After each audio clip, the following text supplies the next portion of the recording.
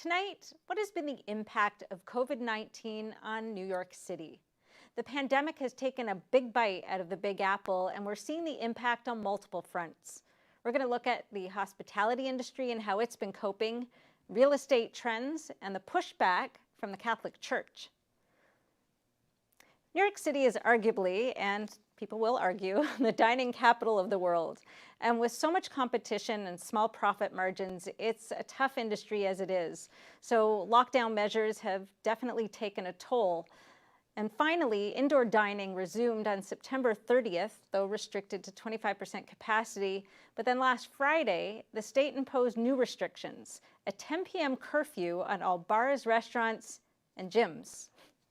To hear how it's impacting the industry, we have with us tonight Andrew Riggi. He's the Executive Director of New York City Hospitality Alliance. Welcome, Andrew.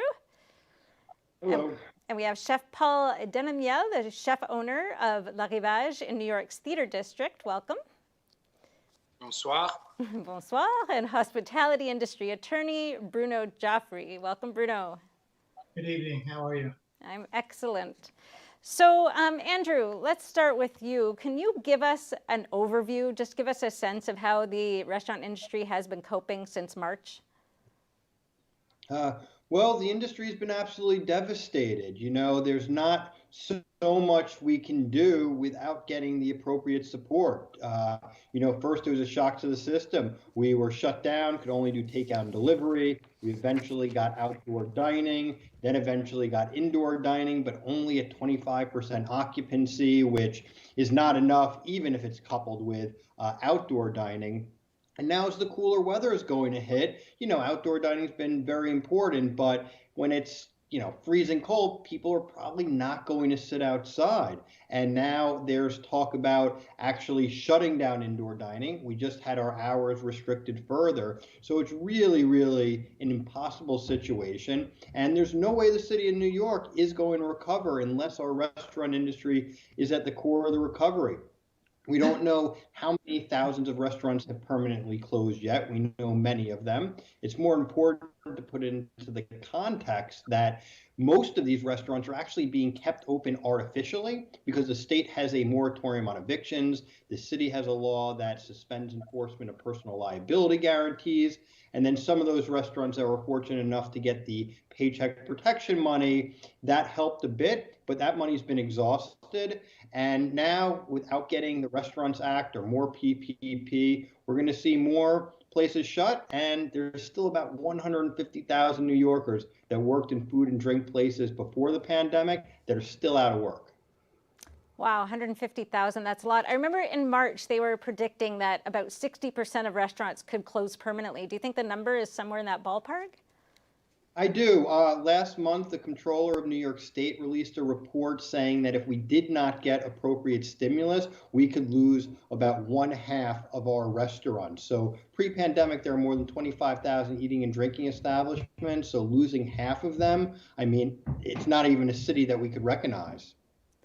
Wow, that's just devastating. So, Chef Paul, you're in the theater district. I assume that a lot of your traffic was probably from the theater industry, which has been totally shut down since March. How are you faring? Like all my neighbors and most of Manhattan, we're complaining about the same thing. We've been especially hit hard because of the theater district. So there's not much of a residential. Most of our clientele came pre-theater, matinees, and such and they're talking about not even opening the theaters till June 1st. So right there is, if you were to predict the close future, it would be wise to even pause the restaurant. But I haven't done that yet. And why haven't you? How have you been able to keep your doors open? Well, I'm in a unique situation. I'm the owner of the restaurant, but I'm also the landlord. So I've been able to attribute the rent to hiring and keeping most of my staff. The restaurant's been there an eternity. I've personally been there for over close to 35 years, and I've been the owner for about 21 of those years. And I've had employees there that have been working with me alongside me for over 30 years, and I'm doing my best to keep them and it's it's an oath. You have to maintain and respect the people who have maintained you and maintained the business. So right now, indoor dining is at 25% capacity, and it's getting cold outside. So how, margins are very slim for the restaurant industry. How much longer do you think you can last if this condition persists? Well, a restaurant on a good day, as my father would say, he doesn't wish the restaurant business on his worst enemy. So that being said, I've been able to, plan ahead. I've always had an old mentality of a slush fund for emergency scenarios. And unfortunately, a doomsday scenario has arrived, and I've planned ahead. It's useful, but even as with no rent, even with thinking ahead and having a slush fund, and with the PPP money, I'm finding myself that everything's going to come to an end sooner or later. Hey, just to give us a sense of it, like, what's your traffic like now compared to, let's say, October? How many customers did you have compared to last year in October? Well, it's very depressing because I have the Open Table app on for the system that we use for reservations, and every day it shows you the percentile compared to the same day last year. So every day I'm reminded that we're doing less than 20% on a good day, meaning Fridays and Saturdays. We're closed on Mondays, we're closed on Tuesdays, so I don't have those numbers, but never mind. And Wednesday through Sunday, we are doing less than 20%. Wow, that's just devastating. So Bruno, you're an attorney in the industry, and we were talking earlier about what you're saying. Why do you think the state, especially with this newest 10 p.m. curfew, which seems a little bit odd since the virus can't tell time, what do you think the purpose was behind it? Well, it started, I believe, with Connecticut set to 10 o'clock because they had spikes. And then New Jersey started having spikes, so then they followed at 10 o'clock. And we know that the governor, Cuomo, has been in contact with both those states, and they said that they were going to try to collaborate on certain decisions. And then I looked up and saw a quote from him saying that what he didn't want was people from Connecticut and New Jersey coming to New York after 10 o'clock if New York was stayed open later. So I think that's what triggered it. As far as the time itself, I think some of it had to do with, we had, Halloween, I think, caused some spikes. And, the younger generation tends to go out and eat later. Even myself, and I'm sure a lot of people and a lot of generations in the industry like to eat later. And unfortunately, that's those 2 hours, from 10 to midnight. Anybody, Chef Paul, anybody in the industry will tell you it's not even about the 2 hours, how important it is for the revenue. But I mean, to ask people to leave a restaurant when they're getting there at 8 o'clock and probably ordering, and everybody ordering at the same time is now going to put such pressure on the kitchens, and to be able to get everybody out by 10 o'clock, I think it's way over the top. And then you have the one, the gym issue with gyms closing at 10. As we know, most people don't go to the gym after 10 o'clock. So you'd think that would be a safer place to go to the gym after 10, rather than everybody going at rush hour at 5:30, 6 o'clock to get out of there in time. So some of these rules and times, I don't get either. I really don't. So Bruno, has the state or the city been enforcing these closing times? Have you seen like a lot of, fines? I have, and what's unfortunate is this. My understanding is that the governor hired close to 100 new investigators and people to go around to enforce these particular curfews, capacities. And in my view, back in 9/11, after the city was decimated, the governor at that time pushed the state liquor authority to add more examiners to get the economy going, to process licenses, because licenses right now are taking close to 6 months for approval, when it'd be more helpful for the economy if we took those, if we added another 50 to 100 examiners to process applications, rather than going And now people who are really at the end of their rope with respect to finances, now they're getting hit with fines and things like that. It's going in the wrong direction in my view. So Andrew, what are you hearing from restaurants most? Like, what can you do for them, or what are you trying to do? Well, we've probably gotten more legislation passed through the city council in the past 7-8 months than we have in the past 7-8 years, from the suspension of personal liability guarantees to the cap on third-party delivery fees from companies like Grubhub and Seamless. They were charging outrageous, fees 30% of each order. They were taking more money from each order than the restaurant was actually making. And there's a whole list that we've done, but the reality is these small business owners need cash. They've exhausted their personal savings, they've taken out loans, they've maxed out credit cards. We really need cash in the form of the Restaurants Act, which is a $120 billion revitalization fund. It passed the House of Representatives, stuck in the Senate. There could be more PPP. So they really need cash. But we need to deal with the rent issue. Paul's unique in the sense that he owns his real estate. There are some out there, but it's definitely not the vast majority. We just conducted, through my organization, the New York City Hospitality Alliance, a survey we've been doing almost monthly. The October survey found about 88% of the respondents were unable to pay full or any rent in the month of October.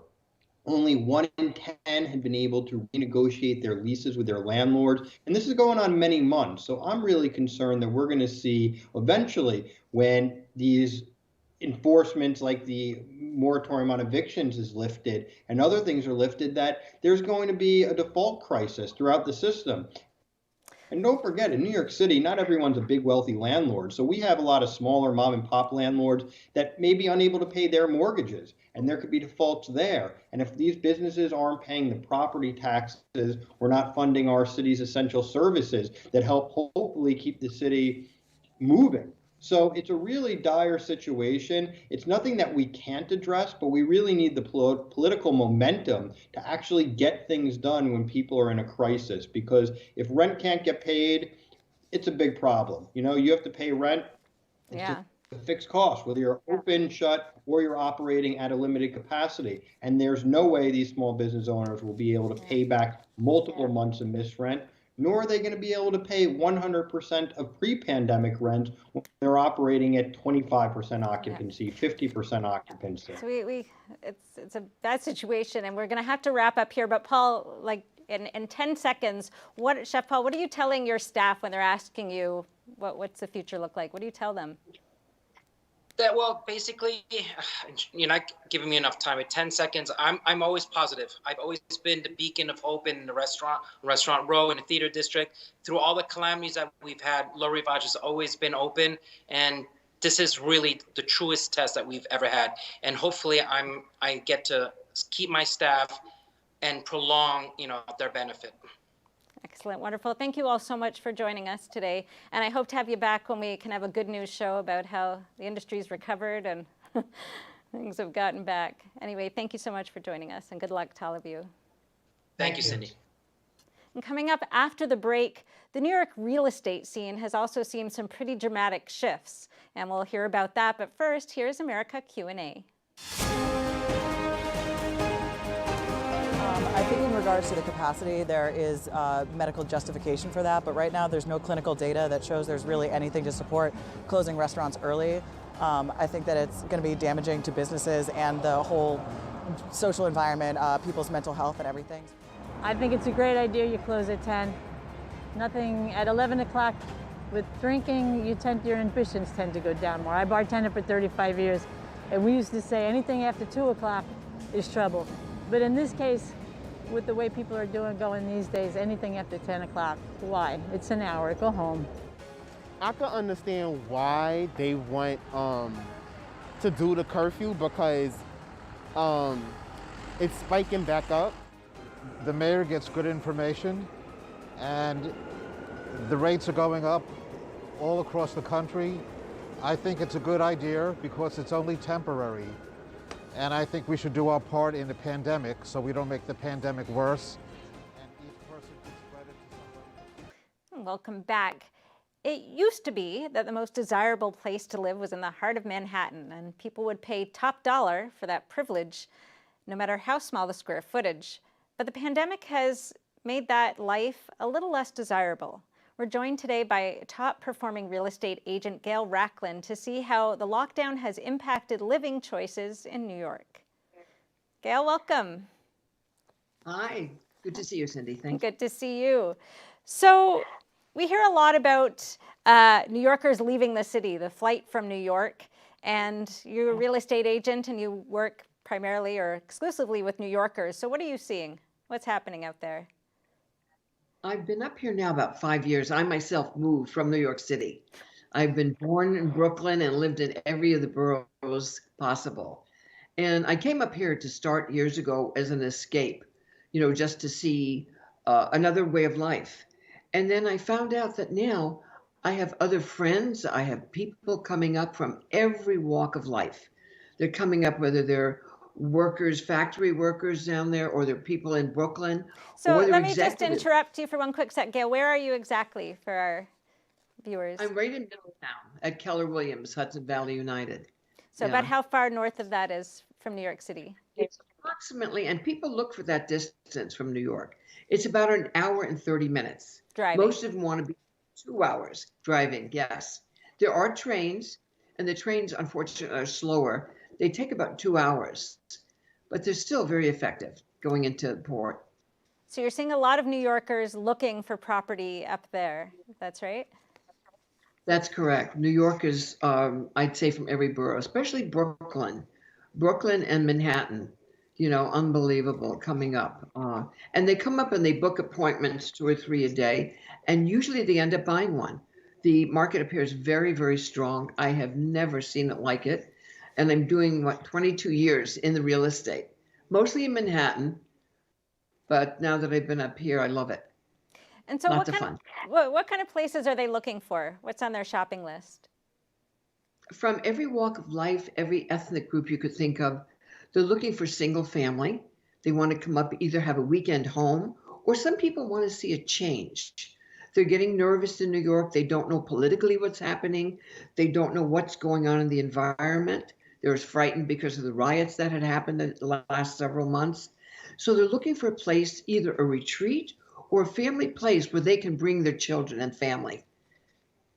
And so what are they telling you when they're, how rigorously are they looking? What are they telling you? I need something immediately. Keep an eye out for me. How urgently are people leaving the city? It's interesting you say that, because I think as New Yorkers, and I consider myself still a New Yorker, we want it right now. We don't want to wait. We want to have it happen now. And so they come up here looking with the intent to buy. They have to come up with a pre-approval or cash showing us what their proof of funds are. And it's quite easy now because the interest rates are in their favor. The interest rates are lower, so it's much easier to get the type of, house that they really want, whether it's something at 150 or I've sold them at 1.4 million. It doesn't matter. There's some house up here for everyone. And Orange County is still a bargain. It's one of the best places you could possibly buy. And can you just give us an example? You say the market is hot up there, very strong up there. Can you give us an example of a home that would have cost how much, 6 months or 12 months ago, and what it's going for now? A very good example. There's one, in fact, I have on the market now. We priced it low so that we get more people in. And then what happens is, as people come in, they overbid each other. So right now that house is on the market for $335,000. And it's a 4-bedroom, 2-bathroom. And normally last year, it would have been probably $285,000, $290,000. Right now on that house that we have for $329,000, we've had offers as high as $350,000. Wow. And I have 40 couples come over the last 2 days, and we have 10 offers. So I'm going to sit down with the sellers and say, which one do you want? Which makes sense financially. So it's been an amazing market up here. It's definitely a seller's market. We're in New York right now. It's more of a buyer's market. And we have to wrap up in under a minute, but just quickly, what's been the impact on the real estate market in New York City itself? Do you know? Yes, I think that right now the prices are much lower than they've ever been. And people, especially rentals, they're giving so many incentives to keep people there and to get new people to come in. They're giving them 2 months rent free, this type of thing, exclusive offers. But what could happen over the next year, in my experience, is that there may be defaults on their mortgages, on different places people are buying because of what's happening in the world. Nobody really knows. Wow, yeah, that's unheard of, giving incentives to rent a place in New York City. I can speak from personal experience. That's incredible. All right, thank you so much, Gail, for joining us today. So to look at the situation for Catholic churches here in New York, we're joined by Michael McDonald. He is the Director of Communications for the Catholic League. Michael, there you are. Cindy, welcome. how's it going? Good, how are you tonight? Grand, thank you. Excellent. So, well, before we get into the lawsuit, maybe you can just tell us, what is this situation right now? What are the rules for churches? So as it stands right now, through Cuomo's imperial wisdom, he has decided that churches in what he is terming as red zones can only have a capacity of 10 worshipers at a time. That is the hard, fast limit. There's no exceeding that. It's unclear what the punishment's going to be, but assumably he'll send in the state troopers or something. In orange zones, which are several other dioceses in several other parishes in Brooklyn, they are allowed up to 25 people. Again, hard limit, no more than 25, 26, do not pass go, do not collect $200. So it is very much, Cuomo has just come in here because he saw a spike in coronavirus in certain neighborhoods in Brooklyn. Again, no links to the Catholic Church, and he's just decided to come in here and say, all houses of worship, whether you have a problem with this or not, if you are having infection rates spiking or not, you also have to shut down to 10 or 25 people, depending on what zone you're in. And so that doesn't matter how big the actual facility is that right? No, it is a hard 10-person limit in red zones. You could have a church that seats, a couple hundred people, still only allowed to have 10 people, not a 10%, not a 15% capacity, something like that. It is 10 people. Wow. So tell me about the lawsuit. So the Diocese of Brooklyn doing great heroic work here. Really, Bishop DiMarzio is really doing a great, fantastic job here. And they're pointing out the hypocrisy on this, that there are secular institutions in these exact same neighborhoods. Think about a small New York deli, think about 7-Eleven, think about a little hardware store. Smaller than Catholic churches not allowed to have, that are allowed to exceed that 10-person limit. Whereas Catholic institutions can't do that.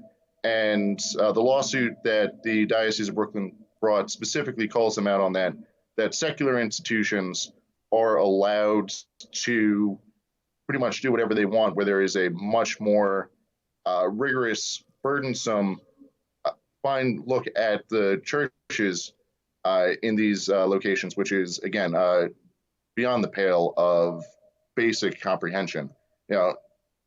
Not to consider a church a essential business is something that at the Catholic League we're kind of upset about, because throughout human history, people have turned towards their faith in these moments of crisis, and you're cutting people off from one of these time-tested lifelines that people use.